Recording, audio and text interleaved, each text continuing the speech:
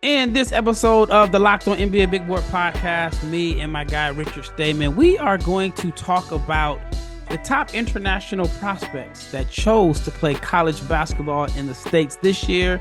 And so far, the results have not been good. So we are going to share our thoughts and opinions and ask, was it a mistake by coming over to play college basketball? For Aday Mara, Baba Miller, Jan Vide, and more. Stay tuned.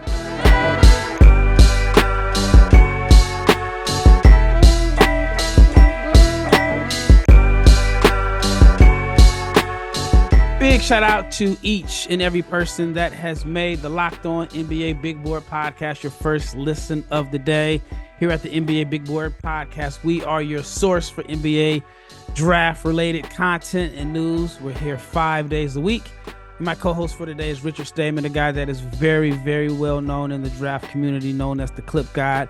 I don't know if you want a new nickname for 2024. But before we get into this episode, I want to let you know that it is brought to you by Jace Medical. You have to get a Jace case because you can empower yourself with when you purchase a Jace case. It provides you with a personal supply of 5 antibiotics that treat 50 plus infections. So get yours today at jacemedical.com. Use the code locked on and you can get $20 off your first order. That is JASE medical.com.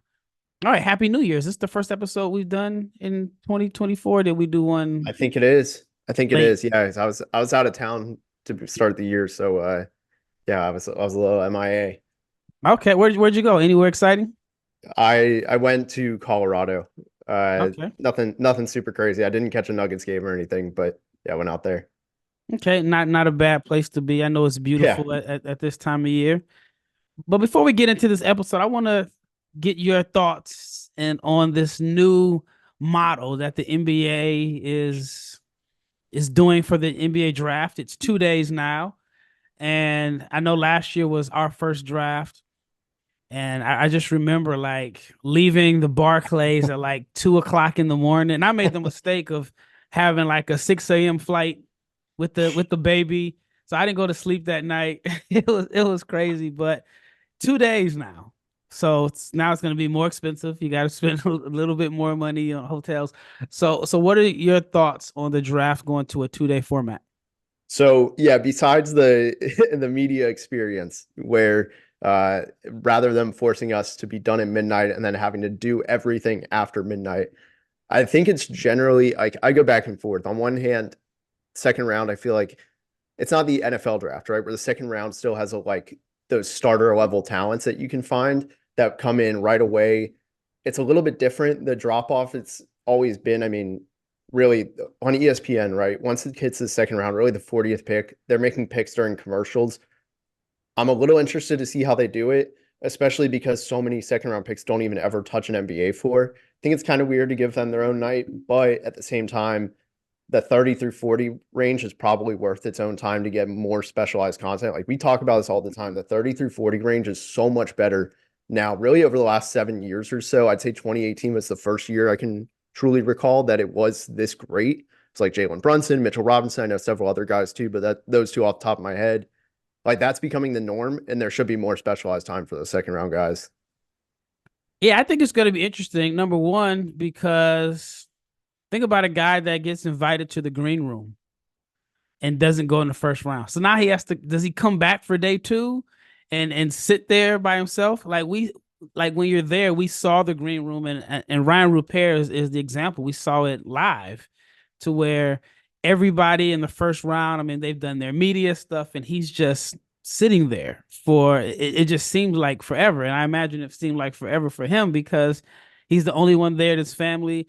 And like you can't really see it on TV when you're at the arena and you see how before the draft they have all these tables with like 20 different families, and then that whole entire area is like cleared out and there's just one table.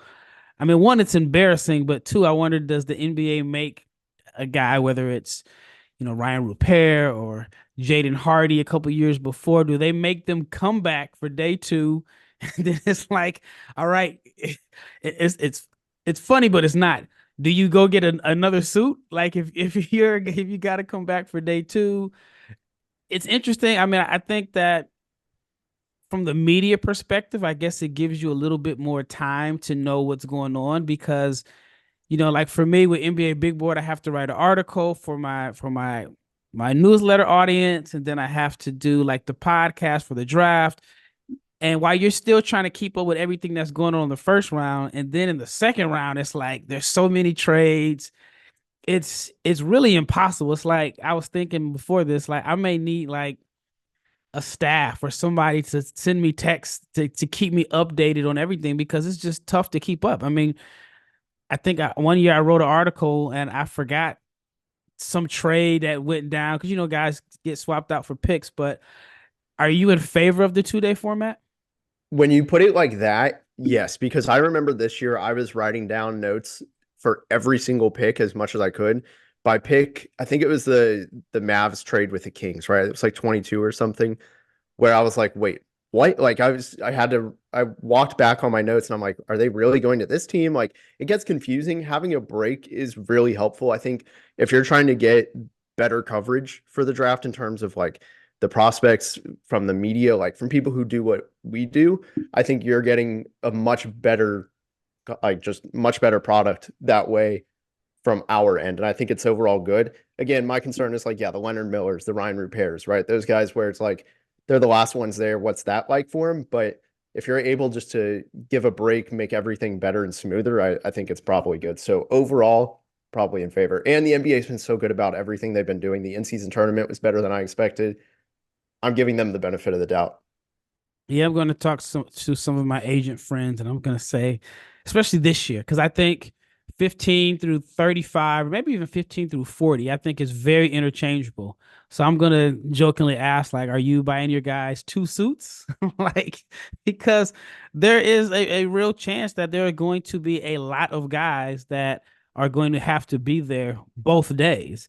And not like a top five pick that maybe they're both days. One day is just strictly media, and the first day's draft. I mean, there's going to be guys that are going to be there both days, waiting to hear their name called. So that's going to be very, very interesting. I'm looking forward to it. Are you planning on going back to the draft this year? Dude, I feel like it's one of those things. Once you go once, you never want to miss it again. I don't know if you're in the same boat. Yeah, I plan on going. What would you say would be the one thing that you learned from the draft last year as attending it as part of media that you'll do different this year?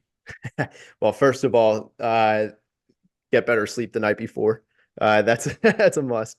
But the other thing for me, I mean, the note taking is something that I've generally a lot of times I'm like, oh, I can remember that. But I mean, as you get older, I mean, I'm not like old or anything. We're not like in our, we're not truly old or anything, but like, as you get older, some of that stuff starts to fade. And for me, I think it's come a little bit early where I have to take notes on every single thing I do. So for me, it's just having those notes while also being able to quickly adapt because you hear it before on TV. You don't have the commercial breaks to truly put your head down. There's not too much of that, especially with all the conversation that goes on. Really just having strong notes for me has been a big thing, and it's made, I think, my analysis a little bit better. Yeah, last year I would call it a mistake. It was a good experience, but I brought my wife, my son, who was, I mean, not even a year old at the time, and my niece. So it's like I was trying to split between like family time and entertaining and sightseeing with trying to write, do podcasts. I had a bunch of like radio interviews. I did some live TV interviews. It was packed. And I just remember like being absolutely exhausted by the time the draft was over. All right, let's get to the main subject and we can talk about it in the second segment. We are going to share our thoughts on Aday Mara, Baba Miller, a few of these international prospects that had significant draft buzz coming into their freshman seasons. And it looks like, at least right now, things haven't panned out for them. And it looks like it could have been a mistake to come to the United States. I want to hear Richard's opinion on Aday Mara, Baba Miller, Jan Vide, and more. Stay tuned. All right, before we get into the second segment, I want to talk about Jase Medical. Now, I know you come to sports or you listen to the Locked On NBA Big Board podcast to escape from some of the crazy realities in life. But for just a minute, can we talk about what happens in real life? And according to the FDA, pharmacies are running out of antibiotics right in the middle of the worst flu season in over a decade, which is actually scary. I can't imagine the helpless feeling if one of my kids or my wife or I got sick and due to a supply chain issue, I don't have access to the medication I need. But thankfully, there is Jace Medical. And with Jace Medical, they have a Jace case, which is a pack of 5 different antibiotics that treat a long list of bacterial illnesses, including UTIs, respiratory infections, sinusitis, skin infections, among others, which any of this stuff can happen to any one of us. So go to jacemedical.com and complete your physician encounter. It will be reviewed by a board certified physician, and your medications will be dispensed by a licensed pharmacy at a fraction of the regular cost. It has never been more important to be prepared than today. So go to jacemedical.com and use the offer code locked on, LOCKEDON. You can get $20 off your first order. That is Jace Medical.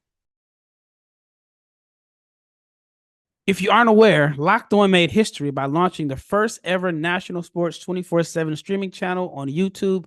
Locked On Sports Today is here for you 24 hours a day, 7 days a week, covering the top stories of the day with local experts on Locked On, plus our national shows covering every league. So go to Locked On Sports Today on YouTube and subscribe to the first ever national sports 24/7 streaming channel. All right, second segment, and we left off. I guess I teased it before we went to break. I want to hear Richard's thoughts on Aday Mara. I could even throw Izan Almansa in this group, Baba Miller, and Zvonimir Ivisic from Kentucky, who hasn't even played yet. Do you think that they made a mistake by coming to the United States? And the reason I'm asking that is because you look at Alex Sarr, Nikola, Zaccharie Risacher, Tidjane, Saluan, Melvin Ajitsa. These guys have all seen their draft stock increase. There's a real possibility that Sarr, Topic, and Risacher could go 1, 2, 3 in the draft, or 3 of the top 5 picks. You add in Saluan there, you could have 4 guys that are playing outside of the United States that could be selected in the top 10. And coming into the season, I would say Mara's draft stock, Almansa, for some Miller, Ivisic, some of those guys were considered lottery picks, at least first round locks in a sense. And now, I mean, I would say Almansa is probably the only one that I think would have a first round grade. What are your thoughts on the huge disparity between the international prospects that stayed overseas and those that came to the United States? Yeah, I think first of all, you nailed it on the head, right? The guys that all stayed overseas saw a massive increase in their stock, which is interesting because the two that I think is the weird, just kind of, it's almost a paradox, right? Where it's Risacher had a poor showing but it was the U19s, right? I always forget which year. I think it was the U19s this year, right? He's still 18. So, I mean, Oh, they're all 18. It was the 18s this last year. I mean, there was So both. I know that I think sure. Mara played both. I mean, I get them mixed up too, but Yeah, whichever it was, regardless, right? Almansa won MVP, if I'm not mistaken. yeah. And his stock has absolutely plummeted since coming to the Ignite. Whereas Risacher, he was a guy where we were like, is he even a first round prospect after this? He did nothing. And now he's a top 5, top 10 prospect. So I think it very clearly shows most of those guys probably could have stayed overseas. Granted, Almansa was at OTE, so he was already here. So But was Sarr. Sarr was at and OT so was last year Sarr, too. exactly. And And Sarr people went forget back that. overseas. Yeah. And I think there's a few things. One, Almansa is being probably more, almost not overused, but in a way he's getting way more usage than he ever would have gotten overseas, being just by the nature of how Europe goes with, the veterans get way more touches. The young guys very rarely get high usage rates.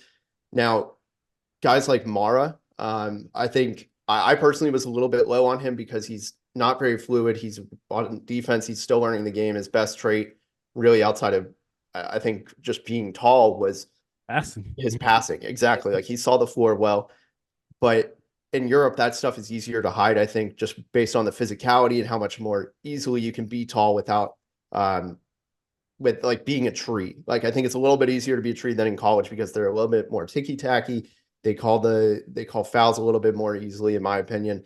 And I think like things like that hurt him. He's out of games more easily. He's playing 10, 15 minutes because he's in foul trouble. Whereas in Europe, he probably played 10, 15 minutes without foul trouble, playing a little bit more free. I think things like that matter. And obviously there's other guys on that list too, but I think most of them would have been better off staying overseas. Is it UCLA? Because I mean, you figure three of the guys are at UCLA. I mean, that situation is an absolute mess. I don't know if Cronin is going to survive. I mean, he's had some success there, and I actually heard this.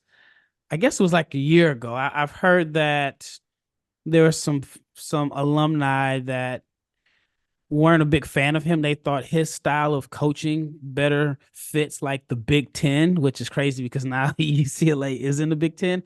But they thought he was more so of a Midwestern coach as opposed to someone that will fully take advantage of what LA has to offer as far as like go and get the best athletes, getting up and down the floor, yada, yada, yada. He brought in a big international group that had a huge buzz coming into the season. And I mean, they're struggling. I think they lost by like 40 last night, or if it wasn't 40, it was something significant. Mara's draft stock has plummeted. Like you, I wasn't as high on him. I thought he was gonna be like I thought he's gonna struggle. I just say that. His best asset to me was his passing. I think he's a phenomenal passer. I Yep. mean, like the court vision at 7'3", however tall he is, but I didn't think he really do well in college. I mean, he's all legs. I think that's going to make it hard for him in a sense because if he's trying to post up, by him being all legs, defender just puts a forearm in his back and you can literally push him out to the 3-point line. But what makes his situation so weird is that if I'm not mistaken, and I don't have the numbers in front of me, but at one point he was playing more minutes last year in the ACB, which is the toughest domestic league. He was playing more in the ACB than he was playing in college, and that is to me that's I mean that's absolutely mind boggling in a sense. And then you look at Risacher. I got some numbers for you here. It was the under 19, so I think they could probably play U19s again this summer if there is a U19 event. Risacher averaged 7 points per game at the U19s. And he had a game where I think he scored 0 points against Spain. And then Sarr didn't even put up huge numbers at the U19s this past summer. Sarr also only averaged 7 points a game. So you have two guys that did not stand out at the U19s, both averaged less than 10 points per game. Melvin Ajinça was the team's leading scorer. I mean, and it's not far off to say that both could be top three picks. And I don't know if that's like an indictment on the French U19 team, the way they didn't use those guys, because they're actually playing better as pros. But I wonder, like, if they went to college in the States, would they be considered top 5 picks? And my question is, I don't know. I mean, I don't think Sarr had very much buzz playing for OTE Yeah. last year. Yeah, I agree. I mean, I feel like if you had asked a lot of people, like, have you seen Alex Sarr at OTE this year in the draft community? Most people probably would have been like, I might have seen him in passing. And it's not knocking on like the draft community. It's just the buzz, right? Where he didn't stand out super highly, at least on film or anything where it was like, you have to see this guy as a next year guy. Almansa had a little bit of that hype, but it was more, I mean, Alex Sarr just didn't have a ton of hype. And I agree. I mean, it's just like, maybe it was something with the French team, but it is very interesting how that went about and how it's all played out. And guys like Ajinça, he's had an up and down season in Europe, but it's still better than in terms of just production than most of what these guys had. Like Mara, for the last 5 games, he's hit double-digit minutes once. And last night, by the way, it was more than 40. It was a 46-point loss against Utah. Like that is insane. In But college basketball, how do you lose yeah, by 46 in a 40-minute game? yeah, it's nuts. Cronin might be done. Yeah, and so one of the things that is interesting to me, you look at Mara. I don't know how Jan Vide is not playing more minutes. That is mind-boggling to me. But you look at the track record of young guys who were highly touted as high school guys coming here just really over the last, like, let's just say 2 years. I mean, Peyton Watson had the worst stats of any player drafted in the first round. I think I know as from my research, as far back as 2000, it probably goes further back than that. And he's now a good NBA player. So you have to kind of look at that and say, is there something in the system that's holding them back as draft prospects? And now with a losing record, probably. And it's going to just make an already hard draft class that much harder to scout. Yeah, I agree. I think Adem Bona has looked the best out of that group, but it's his second year. And even then, I just think like the clunky fit with him and Mara has hurt Adem in a sense. All right, when we return, I want to talk about Baba Miller and then get your thoughts on Zvonimir Ivisic, who I was really, really high on. I actually had him in my lottery coming into the season. I don't even know what to think about his draft stock. I mean, I haven't paid much attention. I don't even know if he's practicing. I don't know anything about what's going on with him, but I just know that the buzz that he had coming into the season after a strong U20s is absolutely gone. I mean, it's like he completely wasted a year. So, I want to get your opinion on Baba Miller and Zvonimir Ivisic. But before we wrap up the last segment, let's talk about Prize Picks. Prize Picks is daily fantasy made easy. It is the most simplest and the most exciting way to play daily fantasy sports. It is just you against the numbers. You're not battling thousands of other players. You're not going up against pros and sharks and bots.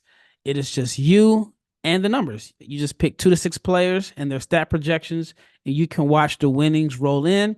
With basketball season here, you can now pick combo projections across football and basketball in a specials league. It is a league that is created specifically for combo projections that include 2 or more players from different sports or leagues. For example, you can take LeBron James and Travis Kelce at a 10.5 combination of 3-pointers made and receptions. And if you want to play against some celebrities like Meek Mill, you can find them in the community plays under the promo tab in the app. And you can view some of the biggest names in the Prize Picks community each week. And also, what makes Prize Picks different is that they have a reboot policy. If one of your players gets injured in a football or basketball game and he exits in the first half and doesn't come back in a second, he gets rebooted. And Prize Picks is the only daily fantasy sports platform with an insurance policy. So go to prizepicks.com/lockedonnba, but you have to use the code in all lowercase LOCKEDON NBA for a first deposit match up to $100. So again, go to prizepicks.com/lockedonnba for deposit match up to $100. All right, last segment. Baba Miller. What were your thoughts on Baba coming into last season, this season, and right now? Like, is there like a huge up and down? Is it a roller coaster for his draft stock, in your opinion? So he is very difficult to gauge. I think he kind of a roller coaster. Last year was terrible. I think part of it was just exacerbated by the fact that the FSU team was just not good. It was one of their worst seasons they've had in recent memory. And he was suspended for the first half of the season. He just never got a rhythm. Then he looked great in the U19s last year, I thought, at least relative to how he'd played at FSU. It was really promising. He looked like that 6'11" athlete that could do several things on both ends, finishing, even just 2 dribbles to the rim. He was looking good. The shot is still very far away. Honestly, I don't even think it's far away because far away implies that there's something realistic at the end. I don't think he's the shooter. It's weird though because the mechanics don't look awful, but it just also looks like he doesn't control the ball. Like when he shoots, it's a wild card. It can go left, it can go right, it can go center, but long, short. There's really no predicting where that shot is going to go. And both years at college, he's had sub 50% free throw shooting. But my thing is like, I like him, but he needs to get stronger because it shows on both ends. And on top of that, as a finisher, I mean, there's no reason in college basketball, the length, the athleticism, that he should be shooting only 67% at the rim. I personally think he could be at 80% if he wanted to. He's one of those guys that, like, he's bigger than most players. He's that good. He should be an 80% finisher at the rim. And until he gets there, I'm kind of iffy on him. He is a tough eval. Me and James did a podcast yesterday about our toughest evals, and I definitely want to get one with you and Leaf because we all have different opinions, and I want to be transparent. I want for us to be able to just share like some guys that were having a difficult time evaluating, and I'm sure Miller is going to come up at some point. Maybe it's either you or Leaf or James brings it up, but I'm sure he's going to come up because he's a tough eval for me. Because on one hand, you see like the physical tools. You see he's 6'11", he moves like a wing. You envision like this extra poor man's Giannis as just far as like how he moves at that size. Not I mean Giannis is a monster. The competitive fire is totally different. But you think like, all right, if he can be like 25% of Giannis, that's a really good player. A guy that will grab a rebound, go coast to coast, and like three dribbles or less that can switch and play all over the floor. I mean, you see the physical tools. The production is it's better this year. 8 points, 5 rebounds per game, but I don't think he scored double figures more than 5 times this year. If you combine, this is a crazy stat. If you combine his free throw percentage from his freshman year and his sophomore year halfway through, it's 75%. That is combined. That is not good. He shot 30% from the foul line last year, and he's up to 45% from the free throw line this year, which makes it even more weird and more difficult because he's shooting 34% from three, which is respectable. But like, how do you shoot 34% from three, 45% from the foul line? I just don't get it. Like the 3 point percentage, and you said like you don't know where it's going. I think his release is low, and I think because he has a low release, sometimes it turns an open look into a contested look, which makes him even more. What makes me even more concerned about him at the NBA level because the window's even smaller. I mean, the Yep. guys are bigger, so I don't know what to think of him as a prospect, but I don't see him as a first round pick right now. Yeah, and for reference, so Bob Miller's at that 45% from free throw line mark. DeAndre Jordan shot 44% as and from the free throw line. So you take that as you will. And DeAndre Jordan, by my mark, I think he's made one made three, and it was at Dallas, funny enough. Mhm. I vividly remember that. But like that's just someone where the mechanics may look fine and the 3 point shooting may be there, like in terms of he's taking 38 threes, but like I don't think you can project him as that. It's so far away. I don't think he's like at a spot where it's hey, if he gets a shooting coach, he'll be fine. It's not that. Like he is several steps behind the curve, and sometimes you just have to embrace what you don't have and turn that into a strength. And I think that might be for him where if he bulks up, I mean, there's a lot of times even on just those spot up drives, right? Where against Wake Forest, actually, the most recent game he played, he went to go to the rim off of a catch and drive, and this guard just rips him clean. Like it's not a swipe. It's he grabs it from him. And if he's able to get stronger, he reduces those turnovers. He's also finishing at the rim a little bit better. There's a lot of plays where he should be dunking. He goes for layups. I think if he just embraced the finishing and strength element, we would be talking about him as like somebody who he's 6'11". Like if you're 6'11", you can't shoot. That's way better than being 6'7", 6'8", honestly, even 6'9", and not being able to shoot. So if he just embraced those strengths, I think he would get a lot better as a prospect. Yeah, I mean the accounting stats are good as far as stocks. I mean he's at like 2.2 a game. Again, you see the size, you see how he moves. It's almost like okay, if you're not gonna shoot, maybe embrace this role as like a role man in a sense. But he's 6'11", 204. That's what ESPN has him listed at. So he's not strong enough for that role. I mean, I think for him, you just have to study Giannis and just say like, hey, I need to be the guy that I may not have like a bag or a bunch of offensive creativity, but maybe I can just impact games off being extra aggressive. Comparing anybody to Giannis sounds crazy, but I'm just like Baba. You have some of the same physical characteristics.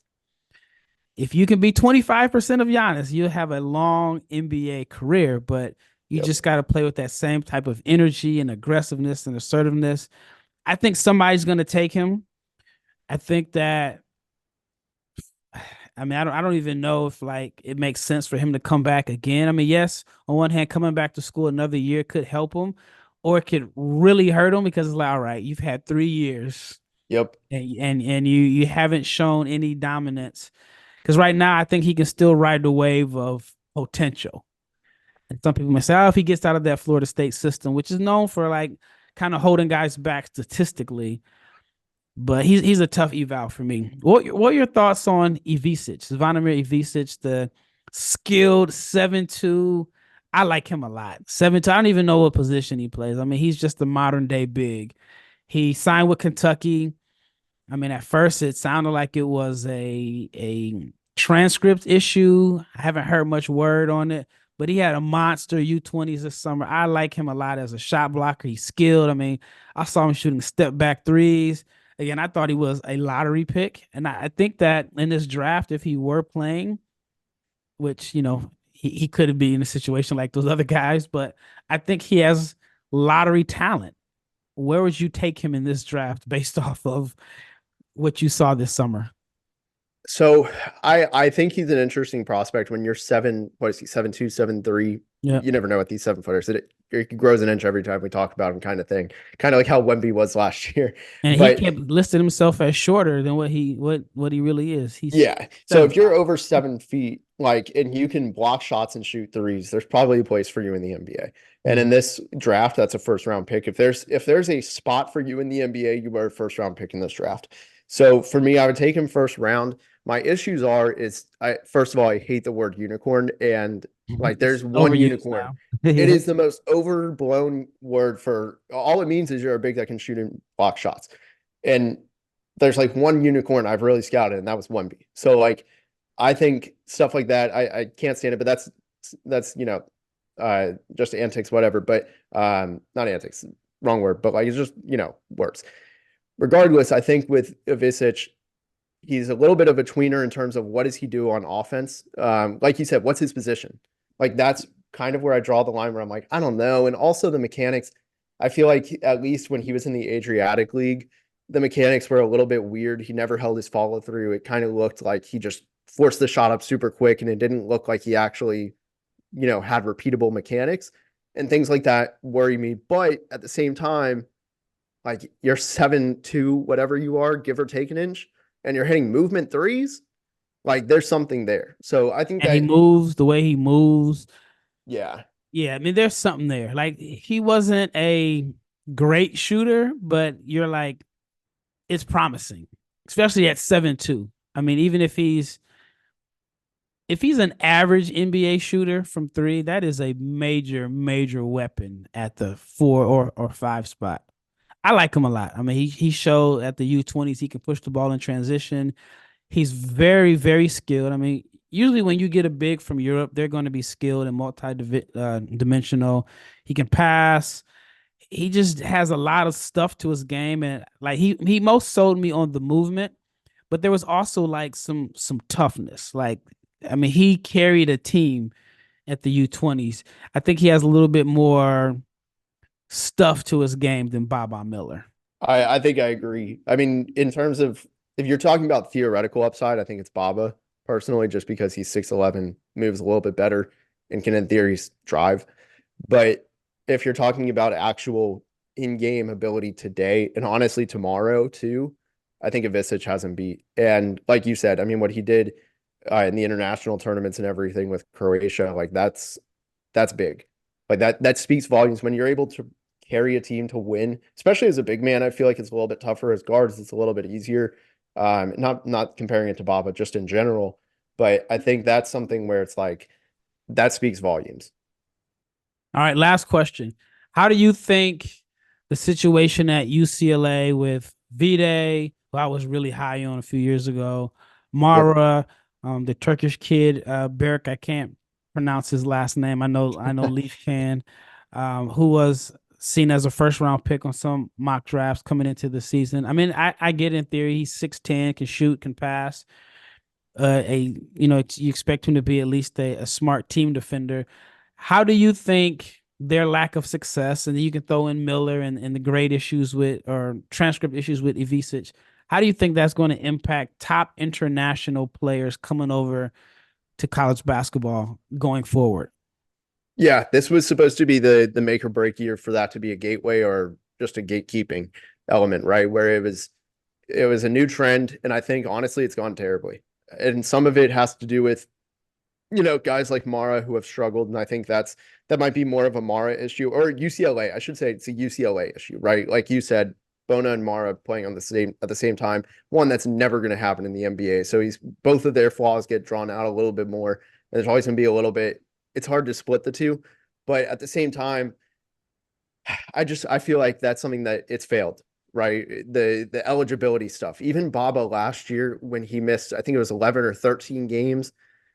That's really tough. I just don't know what the incentive is. If it's like, hey, you could sit out 10 games and play in America, or you could play 40 plus games in Europe. Like, to me, especially given what other guys who stayed over have done, granted it's an anomaly class, I think why would you come overseas unless like there's some really strong incentives for you individually? Yeah, I think the guys that are on draft boards are probably going to avoid it and then either stay at home or go to Australia, which I think is now like back. I mean, a few years ago we thought NIL and the G League killed the Next Stars program, but I think it is back. I mean, you can even say Bobby Clintman. At least you can say his draft stock has maintained. I don't think it's went up or down too much, not like the other guys. So it's interesting. It's something we're definitely going to have to monitor throughout the rest of the year. But once again, it's Rafael Barlowe with Richard Stayman. We just shared our thoughts on the international prospects and how coming to the States so far has not worked out for a few prospects, while the guys that stayed overseas, whether it's in Australia or Europe, have seen their draft stock skyrocket. So let us know your thoughts. Once again, it's Rafael Barlowe with Richard Stayman. This is the Locked On NBA Big Board Podcast, and we are out.